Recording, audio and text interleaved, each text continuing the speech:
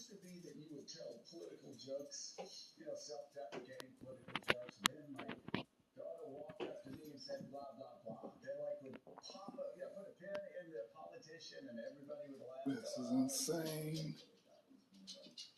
Here, in Donald Trump's Republican What in the? An 82-year-old man having his home broken into. Bro, this is crazy. At my bird feeder. Come on, dude. That's messed up. You're chasing the birds off my bird feeder.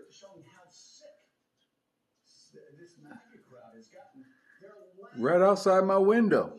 I swear. And on top of that, he's talking about. You hear him screaming?